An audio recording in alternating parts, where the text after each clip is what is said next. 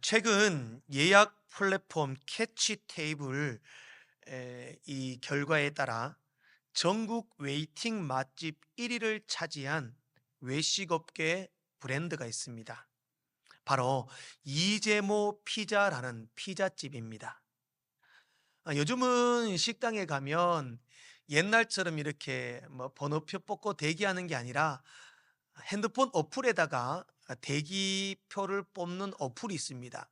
거기에 딱 등록을 하면 대기 번호가 몇 번입니다. 얼마를 기다려야 합니다. 이렇게 그 어플에 따라서 입장을 하게 됩니다. 그래서 그 어플 통계로 전국에서 가장 예약 대기가 많은 곳 1위가 이재모 피자 본점이고요. 2위가 이재모 피자 부산 역점이라고 합니다. 그리고 1, 2위가 이 이재모 피자가 차지를 한 거죠. 혹시 드셔보셨습니까? 부산에서 유명합니다. 그래서 부산에 가면 꼭 한번 먹어봐야 할 피자집이랍니다. 어떤 이야기겠냐면 부산의 성심당이다, 그렇게 말할 정도로 전국적으로 인기가 대단합니다. 한 번 더 사진을 띄워주시면 여기 이 이재모 피자의 대표가 김익태 장로입니다. 저 옆에 계신 분이죠. 장로님이십니다. 김 장로님의 아버지는 그가 3살 때 가정을 버리고 떠나셨습니다. 그리고 홀어머니 밑에서 고생하며 자라다가 30년 전에 2만 원을 들고 부산으로 내려갔습니다. 처음 한 일이 뭐냐면 호프집 압니까? 옛날에 호프집 술집입니다. 술집에서 이 술을 나르는 서빙하는 그런 일부터 시작을 했다고 합니다.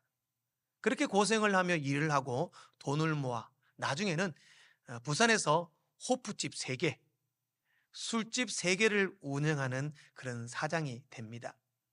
어머니의 신앙을 따라 믿음 생활을 하는 가운데도 술집을 운영했던 거죠. 예수 믿는 사람이 술집 운영하는 게 맞나? 이런 마음에 부담감과 죄책감을 늘 가지고 있었는데, 하루는 그러다가 살아가는 어머니가 암 판정을 받습니다. 그러면서 이제 이재모 장로가 그때, 이재모 장로가 아니죠. 그 김 장로가 기도를 하는데 뭐라고 기도하냐면, 하나님, 우리 어머니의 이 암병을 치료해 주신다면 나 이거 술집 그만두겠습니다.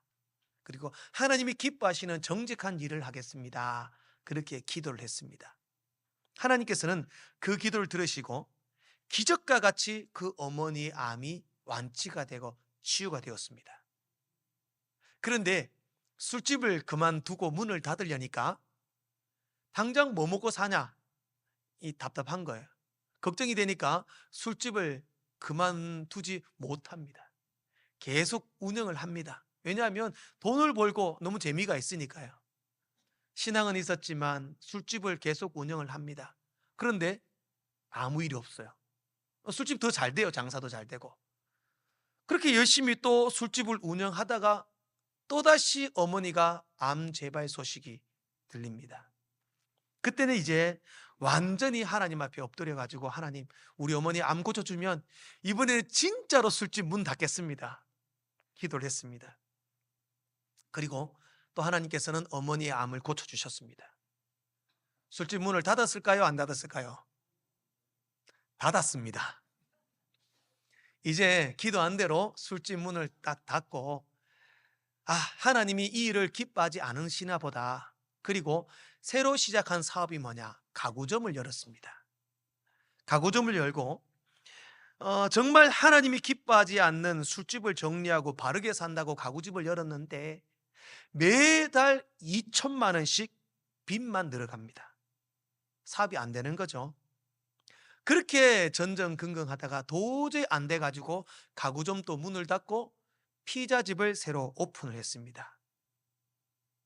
그 피자집의 비결이 특수 소스랍니다. 소스. 그 어머니가 그 피자의 소스를 만들고 김장로가 이 반죽을 해서 피자 도구를 만들고, 그렇게 해서 피자 가게를 운영하게 되었고, 이재모 피자의 이재모는 누구 이름이겠습니까?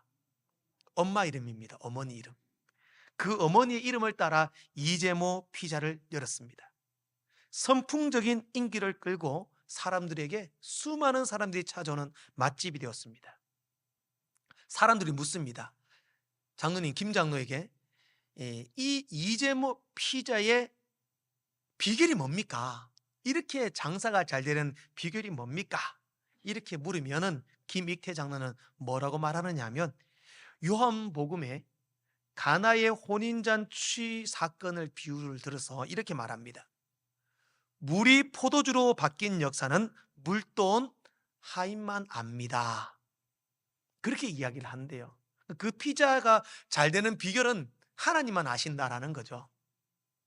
그리고 다시 한번 그 사진을 띄워주면요, 주시면 이재모 피자의 이 간판에 앞에 보입니까? 이재모 피자가 있고 그 옆에 I love Jesus, 이렇게 간판에는 항상 I love Jesus라고 쓰여져 있습니다. 그리고 이제 이재모 피자가 속해 있는 주식회사 FGK라는 이 주식회사 이름이 있는데요, 이게 바로 하나님의 나라를 위한 자금, 이런 뜻으로 그렇게 회사를 운영하고 있습니다. 그리고 김 장로는 이제 이렇게 고백을 합니다. 가장 어렵고 힘들고 멸시받던 인생을 살아온 것이 하나님을 깊이 만날 수 있는 교량이 되었습니다. 이 사업을 통해 하나님의 나라를 세워가고 싶을 뿐입니다. 이렇게 고백을 합니다. 즉, 하나님께서는 이 김익태 장로가 인생을 그저 살다가 가기를 원치 않으셨고, 하나님의 특별한 계획과 섭리가 있으셨던 것입니다.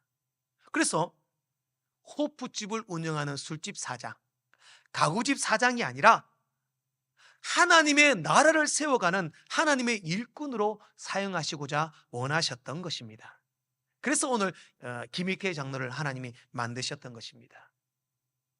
오늘 우리들도 마찬가지입니다. 우리들도 태초부터 계획된 하나님의 섭리, 하나님의 뜻, 하나님의 준비하심이 있는 줄로 믿습니다. 우리 모두는요, 이 땅을 그저 왔다가 의미 없이 살다가 가는 인생은 한 명도 없습니다. 우리 모두는 하나님의 나라를 이 땅 위에 세워가기 위하여 택함받고 하나님 앞에 쓰임받고자 오늘 이 자리에 있는 존재라는 사실을 믿습니다. 하나님께서 오늘 또 호흡하고 살게 하셨던 이유를 깨닫고 살아가는 것이 우리 삶의 가장 중요한 일인 줄로 믿습니다. 저는 오늘 그 질문에 대한 정확한 답을 본문의 다윗을 통해 찾을 수 있었습니다. 성경에서 이 다윗처럼 분명한 삶의 목적, 분명한 인생관을 가지고 살아갔던 사람들도 흔치 않을 것입니다. 오늘 본문은 다윗이 죽기 직전의 모습입니다. 앞장인 28장에서 다윗은 마지막 유언을 합니다. 그리고 29장에 와서는요, 하나님, 내가 이제 죽을 때가 다 되어서 내 인생을 돌아보니까 모든 것이 하나님의 은혜였습니다. 그리고 나는 참 하나님의 뜻대로 이 성전을 짓고 싶었는데 하나님이 성전 짓는 것을 허락하지 않으시니까 내가 그 성전 짓는 것을 잘 준비했습니다. 그래서 이 준비한 것을 가지고 우리 아들 솔로몬이 성전을 짓게 될 겁니다. 나는 이렇게 성전을 짓는 것을 준비하게 해 주신 것만 해도 감사합니다. 그렇게 고백을 하면서 또 오늘 본문인 13절부터 19절까지는 다윗의 기도입니다. 다윗이 기도하는데 다윗의 기도의 삶의 중심에 무엇이 가장 중심이 되었고 다윗이 어떤 목적과 섭리를 따라 살았는지를 오늘 본문에서 분명히 말씀해 주고 있습니다. 저는 오늘 이스라엘 역사상 가장 위대한 왕이었던 다윗의 마지막 죽음 앞에 하나님께 올려드리는 이 기도의 내용을 살펴보면서 나는 누구인가? 내 삶의 존재와 목적이 무엇인가 깨달았고 정말 믿음으로 하나님이 기뻐하시는 삶을 살기 위하여 충성하시는 귀한 주의 권속들 되시기를 축복합니다. 첫 번째로 나는 누구인가? 나는 감사와 찬양의 존재입니다. 우리 13절 말씀을 같이 함께 읽어보도록 하겠습니다. 13절 말씀을 함께 읽겠습니다. 시작. 우리 하나님이여, 이제 우리가 주께 감사하며. 아멘. 다윗의 삶을 전체를 통틀어 보면 모든 다윗의 삶은 찬양, 감사, 제사, 예배가 다윗의 삶이었습니다. 다윗이 고백한 시편의 찬양들을 보면 모두가 하나님 감사합니다, 하나님 찬양합니다, 주님 예배합니다, 모든 것을 하나님을 높여드리고 올려드리는 것밖에 없습니다. 자, 우리들도 금요일마다 우리 강해를 할 때 다윗에 대해서 많이 봤습니다. 다윗이 그렇게 순탄한 삶을 산 사람은 아닙니다. 형님으로부터, 아버지로부터 무시를 받았고요, 또 골리앗이라는 적국의 장수를 무찌르고 난 후부터 10년 동안 사울에게 쫓김을 받았습니다. 산으로, 들로, 광야로, 적국으로, 동굴로 숨어 살았습니다. 미친 척 하기도 했고 배신자로 살기도 했고 겨우 생명을 부지할 정도로 비참한 삶을 살았습니다. 그러다 결국에는 이스라엘의 왕이 되었습니다. 왕이 되었어도 그의 삶은 편하지 않았습니다. 계속된 전쟁이 있었습니다. 그렇게 믿고 사랑했던 아들 압살롬이 반역을 일으킵니다. 정말 눈물을 흘리며 맨발로 다윗성을 빠져나와 도망쳐 나왔습니다. 믿었던 신하들에게도 배신당했습니다. 죽기 직전에도 아들이 또 쿠데타를 일으켰습니다. 그럼에도 돌아보니 다 하나님의 은혜더라. 그렇게 고백하며 하나님 감사합니다, 하나님 찬양합니다 고백하고 있는 것입니다. 하박국서를 보면 하박국도 그랬습니다. 처음에는 하나님 이건 왜 이렇습니까? 하나님 저건 왜 저렇습니까? 하나님 왜 나에게 이런 고난을 줍니까? 하나님을 원망하고 비판하던 사람이 하박국이었습니다. 그런데 하나님의 뜻을 깨닫고 나니 비록 무화과 나무가 무성하지 못하며 포도나무에 열매가 없으며 감람나무에 소출이 없으며 밭에 먹을 것이 없고 우리의 양이 없고 외양간에 소가 없을지라도 나는 여호와로 말미암아 즐거워하고 나의 구원의 하나님으로 말미암아 기뻐하리로다. 이렇게 말씀합니다. 두 가지입니다. 여호와로 말미암아 즐거워하고 구원의 하나님으로 말미암아 기뻐한다. 누구 때문에? 하나님 때문에 기뻐하고 즐거워한다라는 겁니다. 모든 것이 없습니다. 나무 열매도 없고 소출도 없고 먹을 것도 없고 우리의 양도 없고 소도 없습니다. 다 없습니다. 이게 우리의 존재의 목적입니다. 내일 당장 떼거리가 없고요, 편히 누울 집도 없고요, 통장의 잔고가 0원이고요, 남들처럼 좋은 직장, 좋은 집도 없습니다. 오늘 우리 집은 물도 안 나와가지고 저녁을 어떻게 먹을지도 모릅니다. 다 없어도 됩니다. 그러나 주님 계시면 기쁩니다. 주님 계신 한 분만으로 만족하고 즐거워할 수 있습니다. 이것이 우리의 존재의 목적과 이유다라는 사실입니다. 유기성 목사님의 나는 죽고 예수로 사는 사람이라고 하는 책을 보면요, 사랑하는 딸을 잃은 한 사모님의 이야기를 소개하고 있습니다. 사모님이 딸이 있었는데 그 딸이 교통사고로 먼저 세상을 떠나게 됩니다. 그때 사모님이 너무 힘들고 고통스러운 시간을 지나다가 딸을 먼저 데려가신 하나님의 뜻을 깨닫고 자기가 졸업했던 신학교 학교 인터넷 게시판에 이런 글을 올렸습니다. 사랑하는 딸을 먼저 하나님 곁으로 보내면서 천국에 대한 소망을 깨닫게 하시고 하나님 나라에 대한 눈을 열어주셔서 감사합니다. 그렇게 감사를 고백하고 자신이 딸을 잃어보니까 먼저 자녀를 보낸 사람들의 마음을 이해할 수 있겠더래요. 그래서 나처럼 고통당하고 고난 당하는 사람들을 위로하고 힘과 용기를 줄 수 있는 그런 은혜를 주신 하나님께 감사하고 앞으로 그렇게 용기를 주며 살겠습니다. 그런 글을 올렸다고 합니다. 그러자 얼마 지나지 않아 그 사모님이 올려놓은 글에 댓글이 달렸는데 같은 학교를 졸업했던 이 캐나다에서 목회하는 목사님이 댓글을 올렸습니다. 사모님의 글을 읽고 그 목사님도 마음이 찢겨지는 듯 아팠다고 합니다. 왜냐하면 그 목사님도 먼저 딸을 보냈기 때문이었습니다. 그러면서 어떻게 글을 썼냐면, 딸을 먼저 보내고 나도 남몰래 흘렸던 눈물이 저의 심장에 고인 듯 합니다. 저에게도 그런 일이 있고 나서 1년 반 정도를 눈물을 흘렸습니다. 새벽에도 울었고 온종일 울었고 매주 매일매일 울었습니다. 그때 하나님의 음성이 들렸습니다. 승호야, 이제 내 마음을 알겠니? 그러자 나는 하나님께 물었습니다. 하나님, 그게 무슨 뜻입니까? 그러자 하나님이 이렇게 대답합니다. 나도 십자가에서 나의 사랑하는 아들을 잃었단다. 그 하나님의 음성을 듣고 깨달았다는 거죠. 하나님도 우리를 위하여 사랑하는 아들을 십자가에 못 박혀 죽게 했구나. 그 은혜와 그 사랑을 기억하니 감사할 수 있겠더라라는 것이었습니다. 사랑하는 성도 여러분, 하나님께서는 우리보다 더 큰 아픔과 고난을 겪으셨습니다. 더 문제 있는 어려움들을 우리보다 똑같이 당하셨습니다.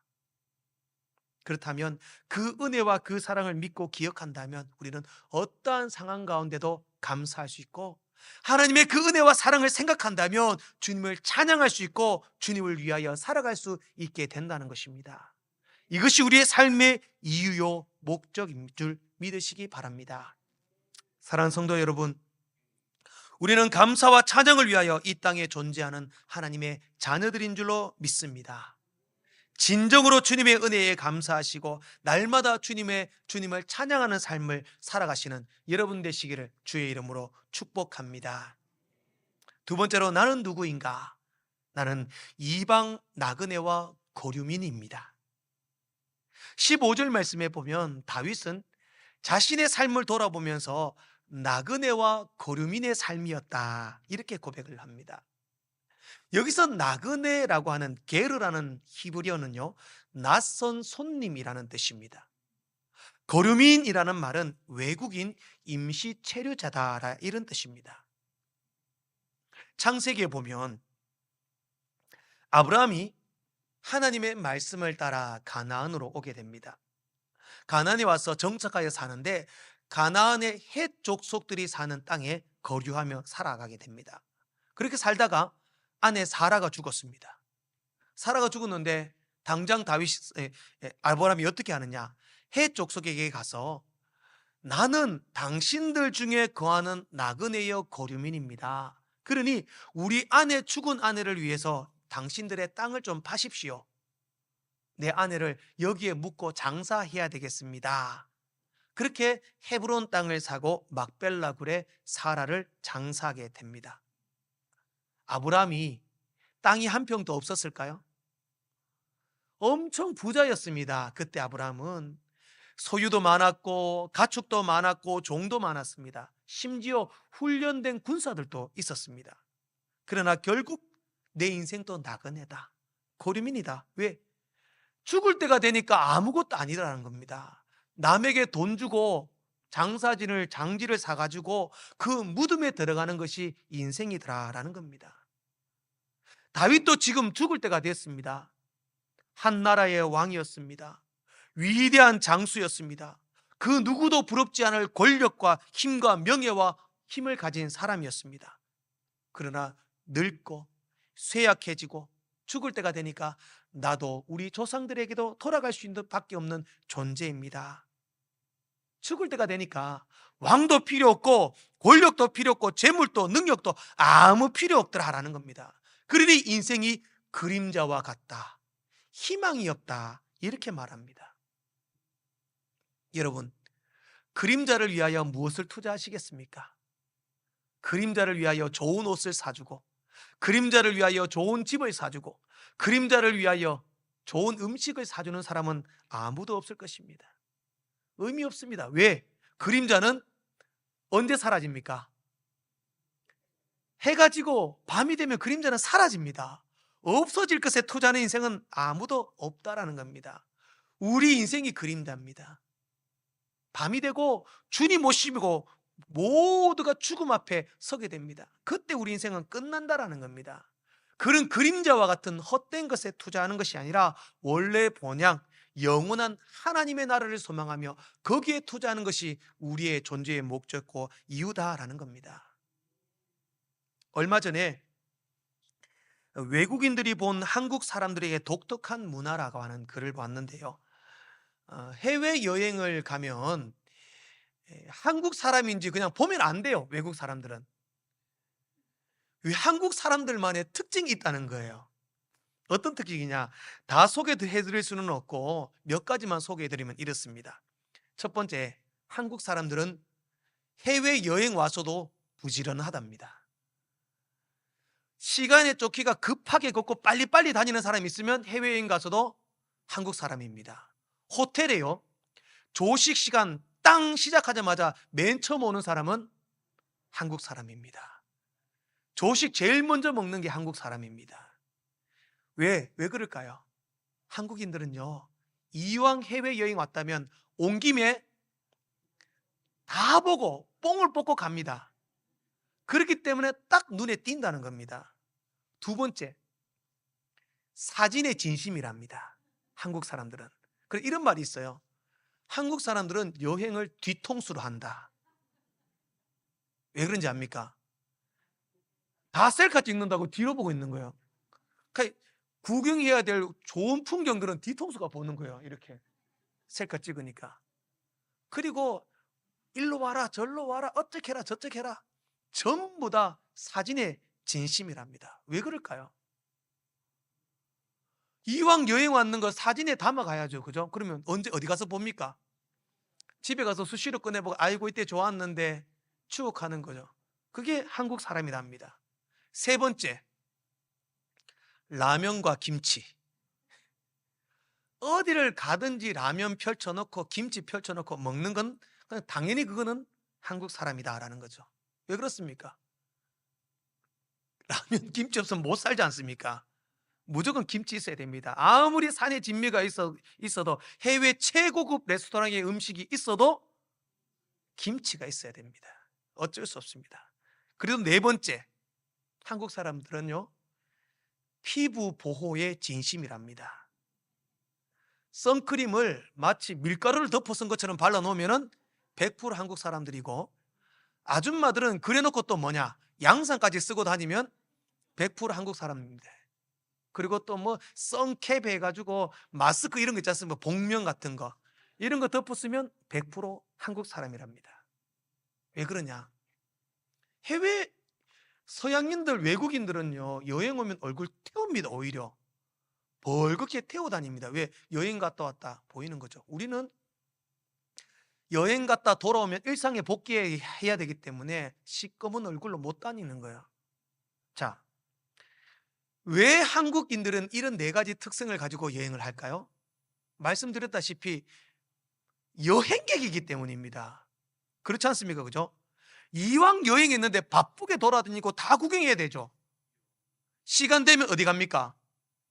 시간 되면 집에 가야 됩니다. 집에 가야 하기 때문에 바쁘게 움직일 수밖에 없습니다. 왜 열심히 사진 찍습니까? 시간 되면 집에 가야 됩니다. 사진에 담아 가야 되죠. 김치, 라면 왜 먹습니까? 그렇게 먹어왔고 그렇게 살아왔던 사람이기 때문입니다. 그거 없으면 못 살기 때문입니다. 선크림 바르고 양산 씁니다. 왜? 시간 되면 집에 가야 됩니다. 가서 출근해야 되고 일해야 됩니다. 이 땅은 우리에게 여행지입니다. 우리는 여행지를 나그네로 잠시 머무는 고류민으로 사는 겁니다. 그러면 바쁘게 살고요, 좋은 거 먹고 열심히 살고 사진 많이 찍고 좋은 추억 남기십시오. 뭐 뒤통수로 하든지 열심히 또 명소를 보십시오. 라면 김치 먹고 싶은 거 많이 드십시오. 피부 보호도 하시고.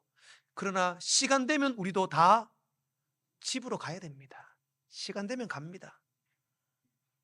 그렇기 때문에 시간 되면 가야 할 이 여행지에 너무 투자하고 이 여행지에 빠져서 살 것이 아니라 우리가 가야 할 본향 저 천국 하나님의 나라를 소망하며 사는 것이 우리의 존재요 목적과 이유가 되는 줄로 믿습니다.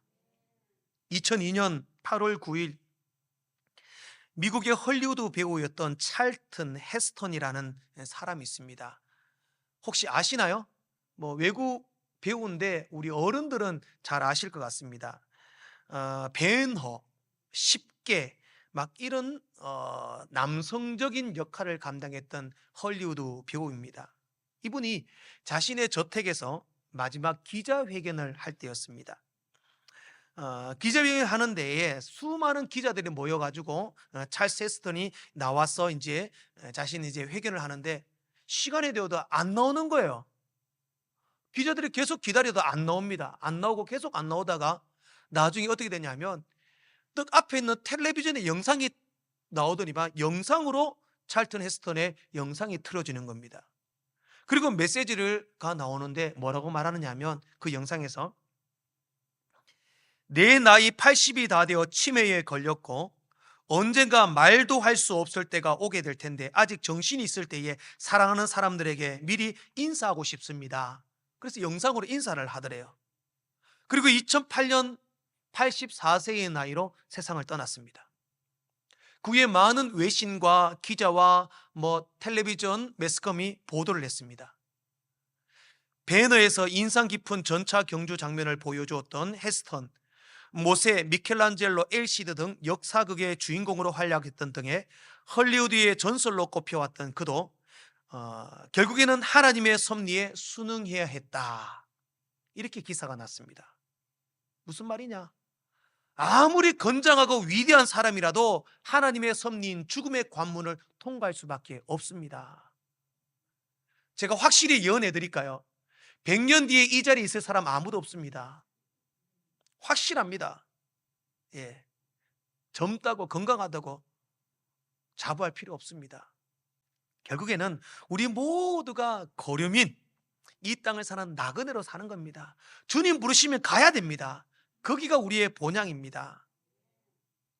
여러분, 우리는 누구입니까? 나는 누구입니까? 우리는 저 하늘나라, 천국이 본향인 줄 믿고 살아가는 하나님 나라의 백성인 줄로 믿습니다. 마지막 세 번째로 나는 누구인가? 나는 하나님의 감찰 대상입니다. 오늘 17절 말씀을 같이 함께 읽어보겠습니다.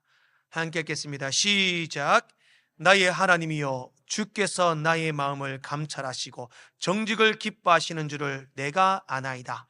내가 정직한 마음으로 이 모든 것을 즐거이 드렸사오며 이제 내가 또 여기 있는 주의 백성이 주께 자원하여 드리는 것을 보오니 심히 기쁘도소이다. 아멘. 이제 다윗은요, 지금까지 베푸신 하나님의 은혜에 감사하며 찬양했습니다. 그리고 그림자와 같은 내 인생, 쓸모없는 이 세상의 여행지와 같은 이 인생에 투자하지 않고 천국과 본향과 영생의 하늘나라 소망하며 믿음으로 살아갈 수 있는 그 은혜에 대해서 감사하며 기뻐했습니다.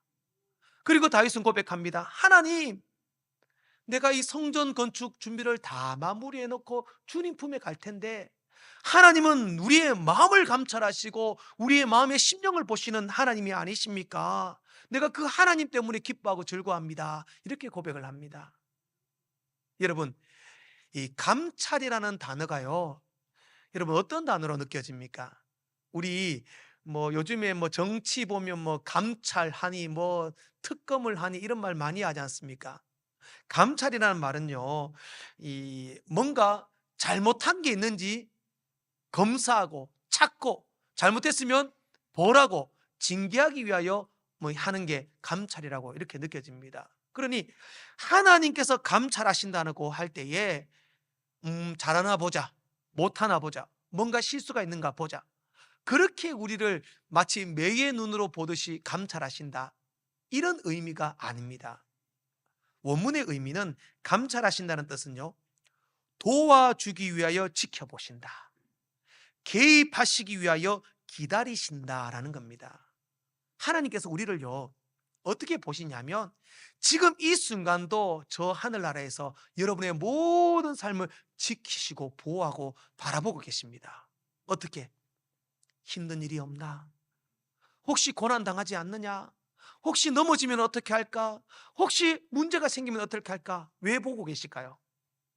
그때마다 우리에게 개입하셔서 우리를 도와주시려고, 날마다 우리를 지켜보고 우리를 바라보고 계신다는 겁니다.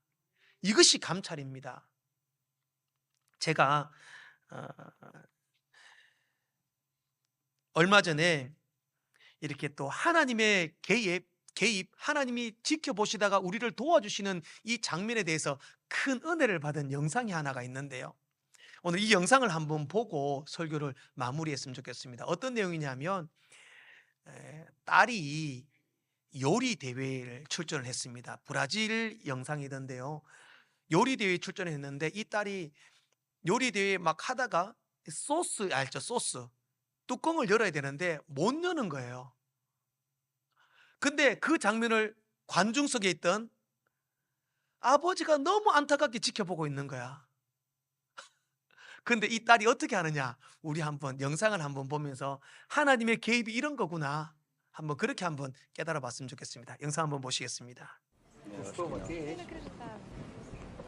Não consigo abrir. Não consegue abrir. Eu não vou abrir a lata. Vai que dá, vai que dá. Vamos, Elis! Vai que dá tempo, vamos lá. Bate no bolso. Caramba, hein? Fura a tampa, fura a tampa. Fura a tampa.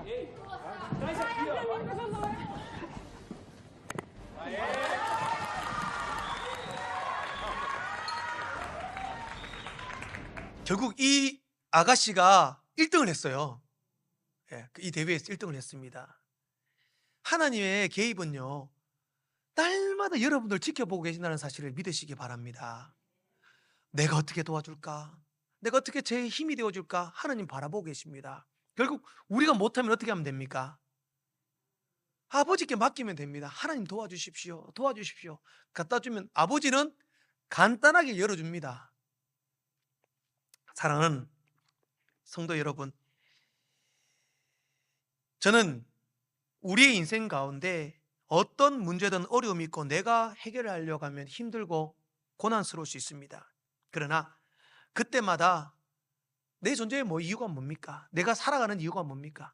오늘 하나님께서 나를 감찰하시고 나에게 도움을 주시길 원하신다는 사실을 믿는다면 주님 앞에 가지고 나와야 합니다.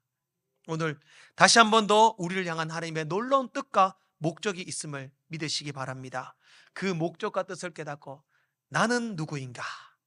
이 질문에 대해서 우리의 생명과 우리의 목숨이 다하는 순간까지 주님을 감사하며 하나님을 찬양하는 주님의 자녀들임을 믿으시기 바랍니다.